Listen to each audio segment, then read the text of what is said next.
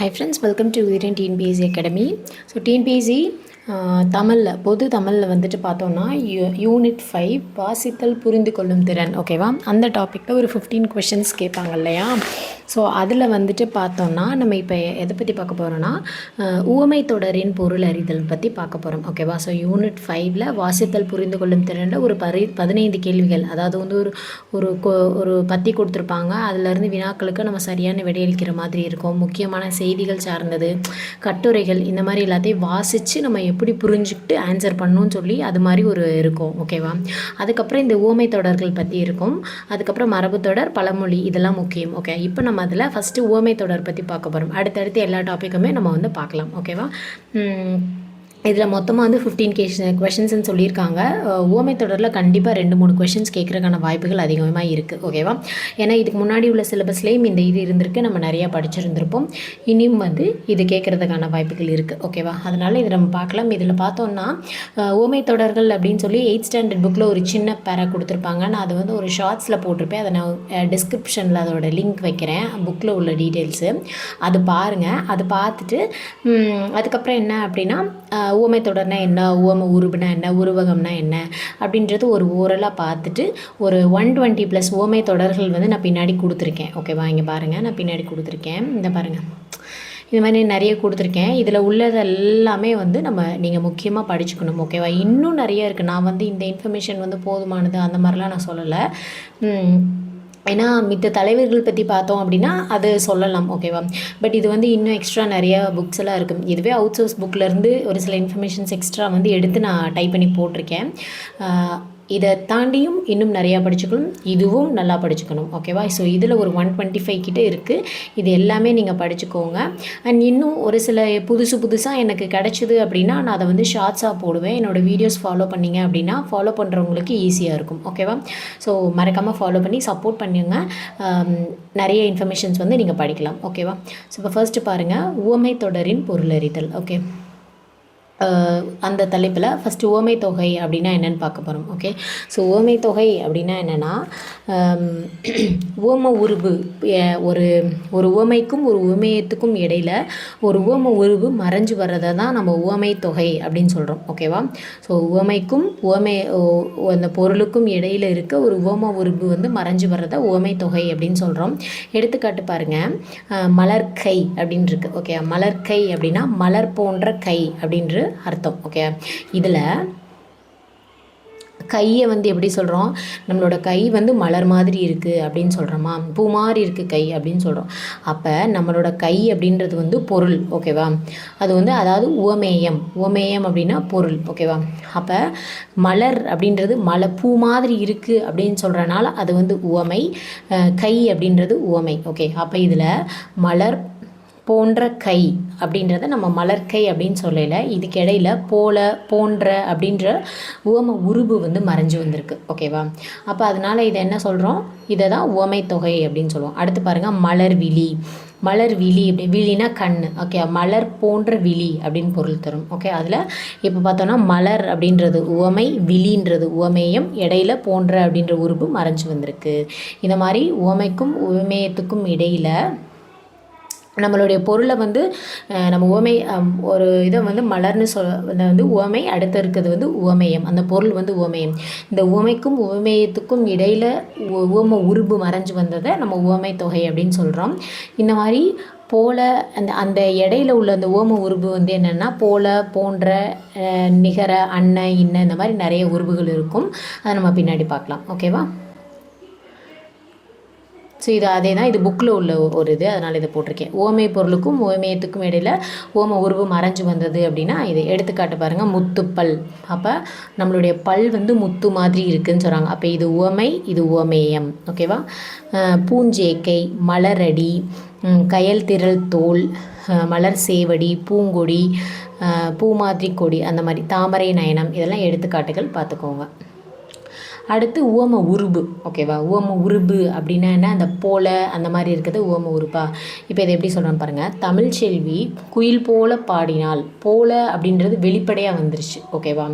அப்போ என்னென்னா இந்த தொடரில் வந்து என்ன பாருங்கள், தமிழ்ச்செல்வி குயில் போல பாடினாள் அப்படின்னு சொல்கிறாங்க. இதில் குயிலோட இனிமையை பற்றி சொல்கிறாங்க. ஓகேயா, அதாவது அவங்க பாடின அந்த குரலுக்கு வந்து குயிலில் வந்து ஒப்பிட்டு சொல்லியிருக்காங்க. ஓகேயா, இந்த மாதிரி ஒரு சிறப்புமிக்க இப்போ நம்மளுடைய குரல் அப்படின்றது இனிமையானது, அது வந்து குயில் போன்றது அப்படின்னு சொல்லி குயிலோட இது சத்தம் வந்து எவ்வளோ இனிமையாக இருக்குமோ அந்த மாதிரி இருக்குது அப்படின்னு சொல்கிறாங்க. இந்த மாதிரி ஒரு பொருளை சிறப்பித்து கூறுறதுக்காக அதை விட சிறந்த இன்னொரு பொருளை வச்சு ஒப்பிட்டு சொல்கிறது தான் வந்து ஓமைப்படுத்தி கூறுதல் அப்படின்னு அர்த்தம். ஓகே, இந்த மாதிரி சொல்கிறதுனால புரியாமல் இருக்கிறது கூட ஈஸியாக புரிஞ்சிடும், நமக்கு ஒரு இனிமையாக இருக்கிற மாதிரியும் இருக்கும். ஓகேயா, அப்போ அந்த சிறப்பிக்கப்படுற பொருளை வந்து நம்ம உவமேயம் அப்படின்னு சொல்கிறோம். ஓகே,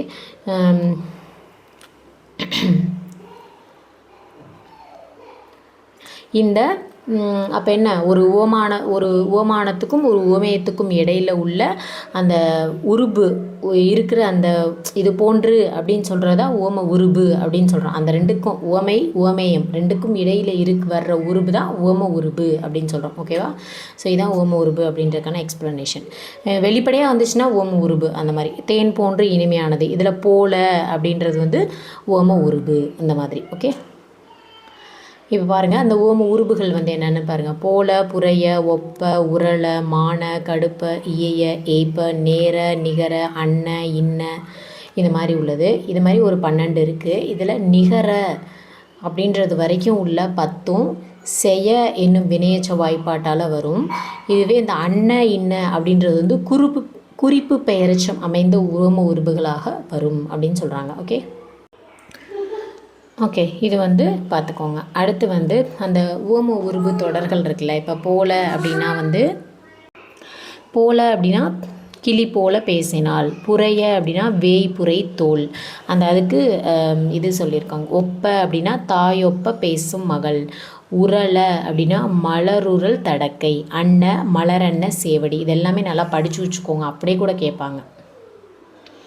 அடுத்து வந்து உருவகம் அப்படின்னா ஓமை தொகைக்கு முன்பின்னாக மாற்றி வர்றது, அதாவது ஓமையை வந்து பொருள் மேல் ஏற்றி இடையில் ஆகிய என்ன சொல் வந்து மறைஞ்சு வர்றது தான் வந்து உருவகம் அப்படின்னு சொல்கிறாங்க. ஓகே, அதாவது வந்து என்னென்னா, இப்போ வந்து நம்ம ஓமை அப்படின்னா என்ன பார்த்தோம்னா பாருங்கள், மலர், ஃபஸ்ட் எக்ஸாம்பிள் என்ன பார்த்தோம், மலர் கை அப்படின்னு பார்த்தோமா. இதில் இது வந்து உவமை, இது வந்து உவமேயம். ஓகேவா, இது வந்து அப்படியே மாற்றி இருக்கும். ஓகேவா, இது வந்து அப்படியே மாற்றி இருக்கும். இதை தான் வந்து உருவகம் அப்படின்னு சொல்லுவோம். ஓகேவா, அதான் பாருங்கள், ஓமை தொகையை முன்பின்னாக மாற்றுவது, முன்னாடி பின்னாடி இப்படி மாற்றி இடையில வந்து ஆகிய அப்படின்ற சொல் வந்து மறைஞ்சு வர்றது தான் உருவகம் அப்படின்னு சொல்கிறாங்க. ஓகேயா, கோபத்தீ, அப்போ இதெல்லாம் வந்து எடுத்துக்காட்டுகள். ஓகேவா, அடுத்து பின்னாடி உங்களுக்கு ஒரு எக்ஸ்ப்ளனேஷன் இருக்கும் பாருங்கள். இந்த உவமை உருவக மாற்றம் ஃபஸ்ட்டு பார்த்திங்கன்னா பவள வாய் அப்படின்றது. ஓகே, அப்போ பவளம் போன்ற வாய் அப்படின்ருக்கு. ஓகேவா, பொருள்படுது. இதில் என்ன சொல்கிறாங்க, வாய் வந்து பவளம் மாதிரி இருக்குது அப்படின்னு சொல்லி வாயை பவளத்தோடு ஒப்பிட்டு சொல்லியிருக்காங்க. அப்போ இதை நார்மலாக இது என்ன பவள வாய் அப்படின்னா இதை எப்படி சொல்லுவோம், உவமை தொடரா. அப்போ என்ன சொல்லுவோம், பவளம் அப்படின்றது உவமை, வாய் அப்படின்றது உவமேயம், அதாவது உவமையை இருக்கிற ஒரு பொருள். உவமேயம் அப்படின்றது பொருள். ஓகேவா, ஃபஸ்ட்டு வந்து உவமை, அடுத்து உவமேயம். ஓகே, உவம உருவு மறைஞ்சு வந்திருக்கா, பவள வாய் அப்படின்றது. அப்போ இன்னொன்று என்னென்னா, இன்னொரு பொருளோடு ஒரு பொருளை அதை விட சிறப்பாக இருக்க இன்னொரு பொருளோடு ஒப்பிட்டு சொல்கிறத உவமை அப்படின்னு சொல்கிறோம். அடுத்து பாருங்கள், இது அடுத்தது வாய்ப்பவளம் அப்படின்னு இருக்கு. ஓகேயா, இந்த வாய்ப்பவளம் அப்படின்னு பார்த்தோன்னா இதில் அப்படியே மாற்றி வரும். ஓகேயா, பவளம் அப்படின்றது தான் உவமையும், இந்த வாய் அப்படின்றது உவமேயமாகவும் மாற்றி வரும். ஓகேயா, ஸோ எப்படி வரும்னா இங்கே பாருங்கள், வாய் பவளம், பவளவாயின்னு பார்க்கல இது உவமை, இது உவமேயம். இப்போ வாய் பவளம் அப்படின்னு பார்க்கல அது அப்படியே மாற்றி வரும். சரியா, வாய் வந்து பவளம் மாதிரி இருக்குது அப்படின்னு சொல்கிறோம். ஓகேவா, அப்போ எப்படி வரும்னா இது வாய் அப்படின்றது வந்து உவமையாகவும் இது உவமேயமாகவும் பொருள் வர்ற மாதிரியும் சொல்லுவாங்க. ஓகேயா? முதல் பகுதி பவளம் அப்படின்றது உவமையாகவும்,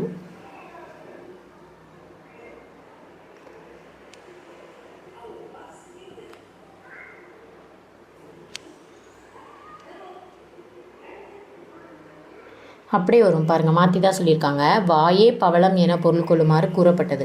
ஓமை தொகையில் எப்படி வரும்? பவளம் அப்படின்றது ஓமையாகும். அதே தான் இங்கே கொடுத்துருக்காங்க, கன்ஃபியூஷன் ஆகிக்காதீங்க. வாய் அப்படின்றது ஓமயமாகவும் சொல்லுவோம். ஆனால் உருவகத்தில் உருவகம் அப்படின்னு வரையில் வாய் பவளம் அப்படின்றது வந்து நமக்கு உருவகம் தானே. இந்த வாய் பவளம் அப்படின்றதுல முதல் பகுதி வந்து உவமேயத்தையும் இரண்டாவது பகுதி வந்து உவமையும் அப்படியே மாற்றி இருக்கும்பா. அதான் உருவகம் அப்படின்றது. ஓகேவா? ஸோ இந்த மாதிரி டிஃப்ரென்ஸ் காட்டி வந்து சொல்லியிருக்கேன். இந்த மாதிரி உவமானத்தையும் உவமேயத்தையும் வேறுபடுத்தி காட்டுது தான் உருவகம் அப்படின்னு சொல்கிறாங்க. ஓகே, இப்போ உவமை எது, உருவகம் என்னன்னு பார்க்கலாம். நம்ம கண்டுபிடிக்க தெரியணும். ஓகே, இப்போ கயற்கண் அப்படின்னா கயல் போன்ற கண் அப்படின்னு நம்ம சொல்லுவோம். இதுவே உருவகம் அப்படின்னா கண் கயல் அப்படின்னு சொல்லுவோம். அப்படியே மாற்றி வரும். இப்போ கயற்கண் அப்படின்றதுல கண் அப்படின்றது வந்து உவமேயம். இது வந்து முதல்ல உவமை, அடுத்து உவமேயம். ஓகேயா? இது வந்து உவமேயம், உவமேயம். இது அப்படியே மாற்றி வருது. கண் கயர் அப்படின்னு மாற்றி வந்துச்சுன்னா அது உருவகம். ஓகேவா? தேன் தமிழ் தேன். பூ விரல் பூ. மதிமுகம் முகமதி. மலரடி அடிமலர். முத்துப்பல் பல்முத்து. விற்புருவம் புருவவில். புருவம் வந்து வில் மாதிரி இருக்குது அப்படின்னு சொல்கிறது. மலர்பாதம் பாதம் மலர். ஓகேவா? இதை பார்த்தா நமக்கு கண்டுபிடிச்சிடும். அடுத்து விரி உவமை அப்படின்னு ஒன்று இருக்குது. விரி உவமை அப்படின்னா உவமேயம் ரெண்டுக்குமே வந்து பொருந்துகிற மாதிரி உவம உருவு வெளிப்படையாக வந்துச்சு அப்படின்னா அதை விரி உவமை அப்படின்னு சொல்லுவோம். உவமை தொடரையும் நம்ம அப்படி தான் சொல்லுவோம். ஓகே, தேன் போன்ற மொழி அப்படின்னு சொல்கிறோம். இதை உவமை தொடர் அப்படின்னு கூட சொல்லலாம், விரி உவமை அப்படின்னு சொல்லலாம். வெளிப்படையாக வர்றதை வந்து விரி உவமை. தேன் போன்ற மொழி அப்படின்னு வந்திருக்கு, அப்போ அதை விரி உவமைன்னு சொல்கிறோம். அடுத்து தொகை உவமை. தொகை உவமை அப்படின்னா உவமை தொகையை தான் தொகை உவமை அப்படின்னு சொல்கிறோம். பாருங்கள், தேன்மொழி அப்படின்னா இடையில உறுப்பு மறைஞ்சு வந்திருக்கா, அதை நம்ம உவமை தொகைன்னு சொல்லுவோம், தொகை உவமைன்னு சொல்லுவோம். ஓகே, அடுத்து வந்து இப்போது வந்து அதை பற்றின ஒரு ஓரலான எக்ஸ்ப்ளனேஷன் வந்து நம்ம பார்த்தாச்சு. உவமை தொடர்கள் வந்து ஒரு 125 கிட்ட இருக்குது. நம்ம எல்லாத்தையும் இப்போ ஒன்றுன்னா அப்படியே வந்து பார்க்க போகிறோம் ஓரலாம். ஓகே, நாயும் பூனையும் போல். எப்பயுமே பூனை நாயை விரட்டிகிட்டே இருக்குமா, அப்போ பகை. ஊமை கண்ட கனவு போல். கனவு கண்டால் அவங்களால சொல்லக்கூட முடியாதுல்ல, அப்போ தவிப்பு கூற இயலாமை. அடுத்து வந்து ஏழை பெற்ற செல்வம் போல். ரொம்ப மகிழ்ச்சி, அவங்களுக்கு ஏதாவது பொருள் கிடச்சிதுன்னா ரொம்ப சந்தோஷமாயிருவாங்க. உடலும் உயிரும் எப்பயுமே ஒன்றா தான் இருக்கும். கண்ணை கட்டி காட்டில் விட்டது போல். எதுவுமே தெரியாமல் ஐயோ அப்படின்னு கஷ்டப்படுறதா, அப்போ துன்பம் வேதனை. சிற்பிக்குள் முத்து போல. ரொம்ப ஒரு பெருமையான விஷயம், மேன்மை. செந்தமிழும் சுவையும் போல ஒற்றுமை. தோன்றின் புகழோடு தோன்றுக. இது எதாவது சொல்கிறதுனா புகழ். நிறைய வந்து இந்த திருக்குறள்லாம் கொஞ்சம் நல்லா படிச்சுக்கணும். அந்த ஊமை தொடர்கள் ரிலேட்டடாக திருக்குறளும் நம்ம படிச்சுக்கணும். ஏன்னா அந்த மாதிரி உள்ளதும் நிறைய இருக்கும். பாருங்களேன், தொற்றனை தூரும் மணற்கேணி போல். இந்த குறள் படிச்சிங்கனாவே நமக்கு தெரியும் இது அறிவாக செயல்படணும் அப்படின்றது. பசுமரத்தாணி போல. எளிதாக மனதில் பதிதல். தாயை கண்ட சேயை போல. ஒரு தாயை குழந்தை பார்த்துச்சுன்னா சந்தோஷம், அவ்வளோ மகிழ்ச்சியாகுமா. உடுக்கை இழந்தவன் கை போல. அங்கே இடுக்கண் களைவதாம் நட்பா. அப்போ நட்பை பற்றி சொல்லுதா, நட்பு. நகமும் சதையும் போல. நகமும் சதையும் ஒன்றாவே இருக்குமா, இணை பிரியாது. பகல் வெல்லும் கூகையை காக்கை. எளிதில் வெல்லுதல். இதுவும் குறள் தான். வரையா மரபின் மாறி போல். கொடுக்கும் தன்மை. அகழ்வாரை தாங்கும் நிலம் போல. தம் இகழ்வால் பொறுத்தல் தலை. அப்போ பொறுமையை பற்றி சொல்கிறாங்க, பொறுமை. அடுத்து வந்து மலைமுகம் காணா பயிர் போல. பயிருக்கு வந்து மழையே இல்லாமல் அப்படியே ஏங்கி போய் கிடக்கிறது. அப்போ ஏக்கம், வாடுதல், வறட்சி, இது எது வந்தாலும் போடலாம். ஒருமையில் ஆமை போல். அடக்கம் எளிமையில் ஏமா புடைத்து.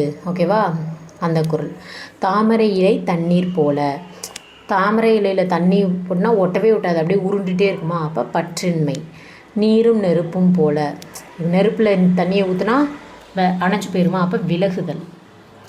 அத்தி பூத்தார் போல். எப்போதாவது ஒன்று தெரியுது. அலை ஓய்ந்த கடல் போல். அமைதி, அடக்கம், ரொம்ப அமைதியாக இருக்குது. இஞ்சி தின்ன குரங்கு போல். அப்படி கடுப்பாகி போய் இருக்கிறது. துன்பம் வேதனை, இந்த மாதிரி. உடும்பு பிடி போல் அப்படின்னா அப்படியே வலிமையாக அப்படியே விற்க பிடிச்சிக்கிறது. அப்போ பிடிப்பு, உறுதி. செவிடன் காதில் சங்கு ஊதியது போல், அவன் காலில் சங்கு ஊதினாலும் ஒரு பயனும் இல்லையா, அப்போ பயனின்மை. இரும்பை கண்ட காந்தம் போல கவர்ச்சி. அழகுக்கு அழகு செய்வது போல மேன்மை. இடி விழுந்த மரம் போல் வேதனை.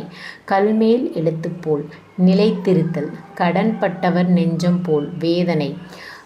ஊசியும் நூலும் போல ரொம்ப நெருக்கமாக இருக்குது. எலியும் பூனையும் பகை. எரிகின்ற நெய்யில் எண்ணெய் ஊற்றினார் போல, இப்போ வேதனை. பழம் நழுவி பாலில் விழுந்தது போல இன்பம், அடிச்சதுரா ஜாக்பாட்டு அந்த மாதிரி. மடை திறந்த வெள்ளம் போல கடகடன் போகிறது வேகமாக. வெந்த புண்ணில் வேல் பாய்ச்சுவது, அவங்க ஏற்கனவே கஷ்டத்தில் இருப்பாங்க, நம்ம எதையாவது சொல்லி மேற்கொண்டு கஷ்டத்தை உண்டு பண்ணுறது. நீர்மேல் எழுத்து போல, எழுதணுன்னா நிலையாக இருக்காதுல்ல, நிலையற்ற தன்மை. இலைமறை காய் போல வெளிப்படுதல். ஆழம் தெரியாமல் காலை விட்டது திட்டமிடாமை. குட்டி போட்ட பூனை போல் ரொம்ப அப்படியே பதட்டமாக இருக்கிறது. பகலவனை கண்ட பனி போல, அதாவது இப்போ பகலாயிடுச்சுன்னா பனி டபக்குன்னு போயிடும்ல, நீங்குதல். அனலடைப்பட்ட மெழுகு போல துன்பம் கண்டு உருகுதல். சுதந்திர பறவை போல மகிழ்ச்சியாக இருக்குது. கனியிருப்ப காய் கவர்ந்தது போல அறியாமை தேவையற்ற செயல். குன்றேறி யானை போல் கண்டது போல் அப்படின்னா செல்வத்தின் சிறப்பு. ஆப்பசைத்த குரங்கு போல சிக்குதல். தானாடாவிட்டாலும் தன் தசையாடும், ரொம்ப பாசமாக இருக்கிறது. குரங்கு கையில் அகப்பட்ட பூமாலை போல, குரங்கு கையில் பூ மாலை கொடுத்தோன்னா என்ன பண்ணுவோம், பிச்சு இதாக்கிறோம், அப்போ நாசம். கிணற்று தவளை போல அறியாமை, எதுவுமே தெரியாமல் இருக்கிறது. கண் கெட்ட பின் சூரிய நமஸ்காரம் பண்ணி என்ன பிரயோஜனம் அப்படின்னு சொல்லுவோமா. அப்போ காலம் உரிய நேரத்தில் கரெக்டாக பண்ணணும், லேட்டாக்கி அதை பண்ணுறதுல ஒன்றும் பிரயோஜனம் இல்லை. கடை தேங்காயை எடுத்து வழி பிள்ளையாருக்கு உடைக்கிறது, மற்றவங்கள ஏமாத்துகிற செயல். விரலுக்கு இறைத்த நீர் போல அப்படின்னா ரொம்ப பயனற்று போயிருக்குது. புலி பசித்தாலும் புல்லை தின்னாது, சான்றாண்மை. சாயம் போன சேலை, அதுக்கு எந்த மதிப்புமே கிடையாது. சிவ பூஜையில் கரடி போல, ஒருத்தவங்க பேசிட்டு இருக்கோன்னா இடையில வரும், அது நமக்கு பிடிக்காதுல்ல, அந்த மாதிரி விருப்பமின்மை.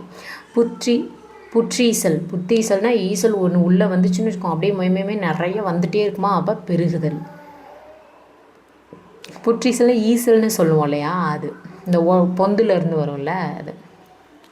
பசு தோல் போர்த்திய புலி அப்படின்னா வஞ்சகம், ஏமாற்றுதல். திருடனை தேல் கொட்டியது போல, சொல்ல முடியாத வேதனை. அவனே திருட போயிட்டேன், அங்கே ஒரு அதோட ஒன்று, அந்த மாதிரி சொல்ல முடியாத வேதனை. தவிப்பு.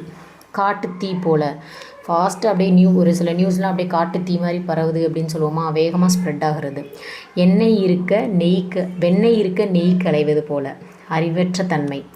வளர்ந்த கெடா மார்பில் பாய்வது போல, நம்மளே வளர்த்து நம்மளே முட்டுற மாதிரி நன்றியின்மை. சிதறிய முத்து போல தவிப்பு. பலதுளி பெருவெள்ளம், சேமிப்பு. எள்ளில் எண்ணெய் போல், அந்த எள்ளுக்குள்ளே அவ்வளோ எண்ணெய் இருக்கும் அப்படின்னே தெரியாது, ஒளிஞ்சிருக்கிறது. காய்ந்த மாடு கம்மங்கொள்ளையில் மேய்ந்தது போல, என்ன வேகம், அப்படியே ஒரு செயலை கடகடன் போய் ஒரு மாடு பார்த்தா ஒரு கொள்ளையை பார்த்துச்சுன்னா கடகடன்னு ஓடி போய் எல்லாத்தையும் மேய்ஞ்சிரும், அந்த மாதிரி. சும்மா கிடந்த சங்க ஊதி கெடுத்தது போல, தேவையில்லாத வேலை. நத்தைக்குள் முத்து போல மேன்மை. மலரும் மனமும் போல ஒற்றுமை. சீரிய நாகம் போல கோபம். பூவோடு சேர்ந்த நார் போல உயர்வு. நார் வச்சு பூ கட்டினோன்னா அதுக்கும் சேர்ந்த உயர்வு, மனம், அதோட மனம் நல்லா இருக்கும்ல, அப்போ அது ஒரு மேன்மை, உயர்வு அந்த மாதிரி வரும். நீருக்குள் பாசி போல நட்பு.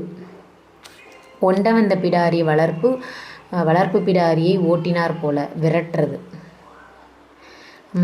அடுத்து பேதையர் நட்பு, இதெல்லாம் ரொம்ப முக்கியம், கொஷின் கேட்டிருக்காங்க.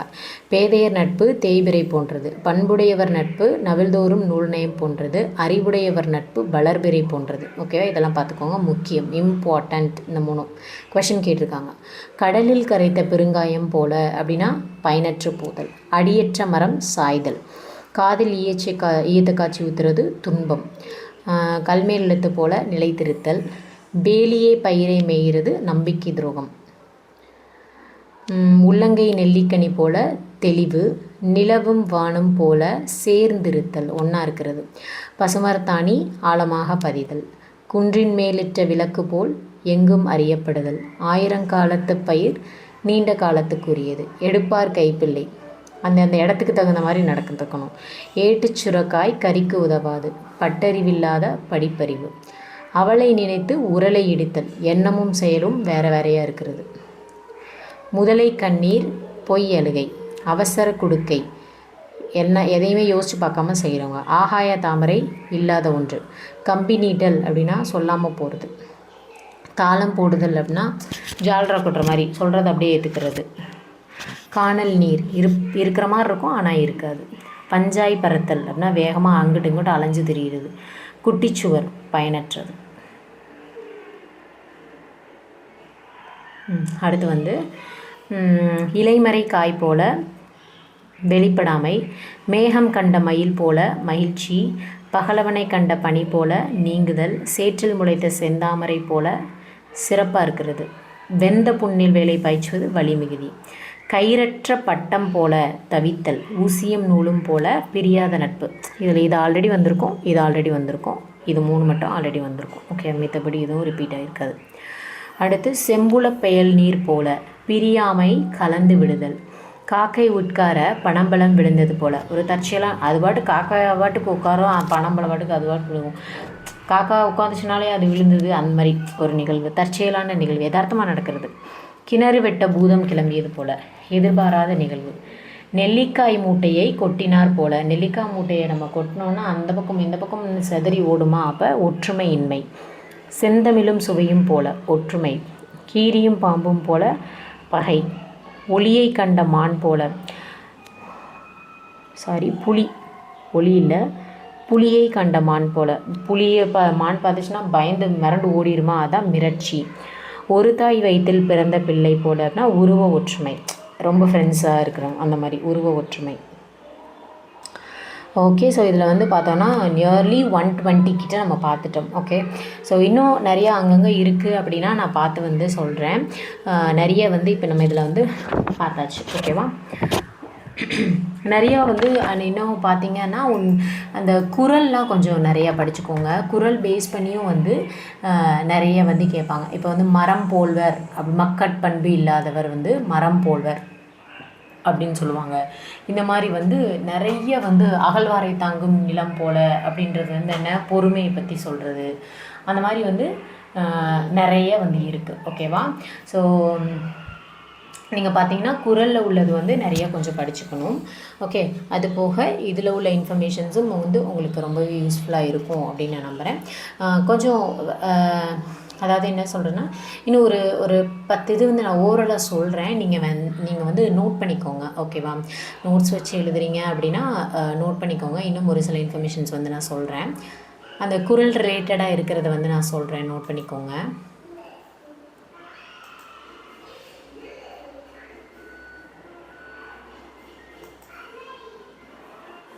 இப்போ பாருங்களேன், இலவு காத்த கிளி போல் இதில் இருக்காது. அப்போ இலவு காத்த கிளி போல் அப்படின்னா வெயிட் பண்ணிகிட்டே உட்காந்துருக்கதா, அப்போ ஏமாற்றம் அந்த மாதிரி. ஓகேயா, அதுக்கப்புறம்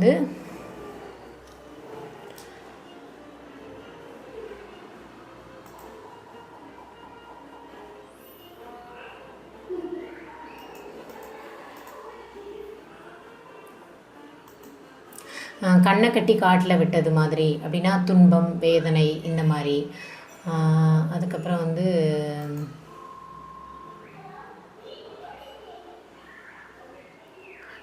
சீரிய நாகம் போல் அப்படின்னா ரொம்ப கோபமாக இருக்கிறது. அப்புறம் முக்காலம் உணர்ந்த முனிவர் போல் அப்படின்னா எல்லாமே தெரிஞ்ச மாதிரி இருந்துக்கிறது. அதுக்கப்புறம் பாய்மரம் சாய்ந்தது போல் அப்படின்னா விழுகிறது, விழுதல் அப்படின்னு வரும். அரை கிணறு தாண்டியவன் போல் அப்படின்னா ஆபத்து. ஆழம் தெரியாமல் காலை விட்டது போல் அப்படின்னா பிளான் பண்ணாமல் பண்ணுறது. நிறைய விஷயங்கள் நானே சொல்லியிருக்கேன் ஃப்ரெண்ட்ஸ், நிறைய இருக்குது. அன்றலர்ந்த மலர் போல் அப்படின்னா புத்துணர்வு. ஓகே, நிறைய சொல்லியிருக்கேன் நானே, நிறைய இருக்குது. உமி குத்தி கை சலித்தது போல், ஒரு நெல் உமியை குத்துனதில் கை சலித்த மாதிரி இருக்குது அப்படின்னா வருத்தம். ஓகேவா? கண்ணினை காக்கும் இமை போல அப்படின்னா ரொம்ப பாதுகாப்பாக வச்சுக்கிறது.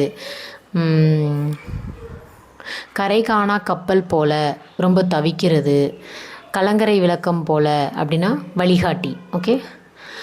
கன்றினை கண்ட பசு போல அப்படின்னா மகிழ்ச்சி. தூண்டிலில் மாட்டிய மீன் போல அப்படின்னா துடிச்சு போகிறது, அப்போ துடித்தல். ஓகே, ஸோ இதெல்லாம் கொஞ்சம் நோட் பண்ணிக்கோங்க.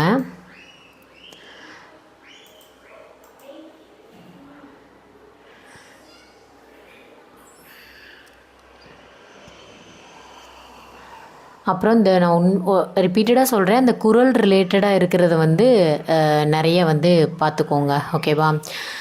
ஏன்னா அதில் உள்ளதும் வந்து கேட்குறதுக்கான வாய்ப்புகள் வந்து அதிகம்.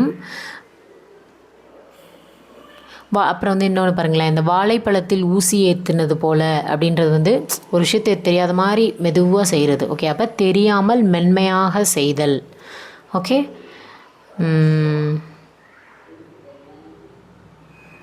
அண்ணனடை கற்க போய் தன்னடையும் இழந்தார் போல. அதாவது என்னென்னா, அண்ணனடை கற்க போய் தன்னடையும் இழந்தார் போல அப்படின்னா தன்னோட